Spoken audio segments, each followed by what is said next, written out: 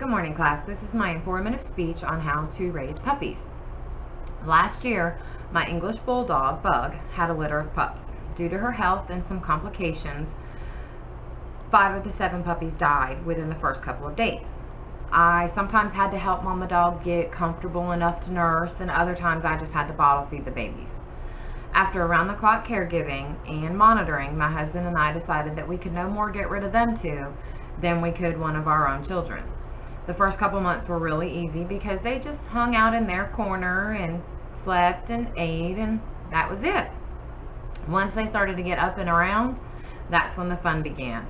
They are outside right now, but in just a little while, I will introduce you to both of them. Enjoy! All right, class, this is my Sophie girl. Sophie. Sophie, look at mommy.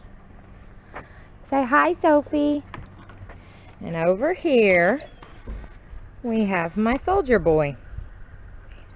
He is very devious. I am by no means a professional trainer, so I had to call our vet. I spoke with her, she gave me some tips, and I even Googled some different training guides. But all of the information that I found was based on training one pup at a time, not 2 together. So I've had to tweak everything to work for us, because these two are virtually inseparable and want to do everything together. When I take one out to leash train, the other will sit in the window and cry. When I give one love and attention, the other will jump in my lap. I have had to learn to teach them together because I can't bear to have them saddened by the separation. So I've learned a few important things that the guides don't tell you. The very first thing I learned when starting all of this was patience. Whether working with one pup or a dozen pups, you have to have patience. Because these two are the same age, I have to be more patient than ever because they instigate one another. They are constantly wanting to play with each other. They taunt each other, and they've learned how to taunt me. When one is ready to learn, the other is ready to play. When I can get one to sit, the other one wants to stand. When one's ready to go outside, the other one's ready for a nap. And on occasion, when there's treats involved, they try to steal from one another, which messes up the reward system. If I gave up every time I could only get one of them to do what I wanted, my house would be total chaos all the time. The second thing, and probably the most important, that I have learned is that no 2 dogs are alike. They are just like people in that sense. They all have their own personalities, and they all come into their own when they're ready. No amount of training is going to force them to be ready before they are ready to be ready. They train at different rates, and they have different methods that work for them. Sophie is very delicate and very sensitive. Discipline frightens her. She will cower in a corner. So we use praise and reward methods for her. Soldier, on the other hand, is a big dumb dog.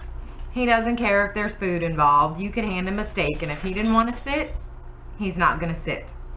He is afraid of spray bottles. So I have a bottle of water that I keep nearby just in case he decides he's going to be naughty. The third, and no less important than the first 2, is consistency. In our home, I am the only one who does the training because too many voices and too many commands can confuse them. They need some form of structure to their training. When we first started housebreaking, I set my alarm clock for every 2 hours to take them outside. Even in the middle of the night when they were asleep, I would wake them up and take them out. Even if they didn't have to go potty, they still got into the habit of going outside to go potty. As their bladders grew, so did the time span between the wake-ups. Now they're 100% housebroken. They know which rewards go with what actions. They know when it's time to play and when it's time to eat. We give them canned food every other night just about. And they know what days are meat days and what days are not meat days. While all the guides and manuals can be useful, you have to know your dog. Figure out what's going to work for that dog. Since no 2 dogs are alike, you have to learn each individual animal. And they do change as they grow. What may have worked last week might not work next week.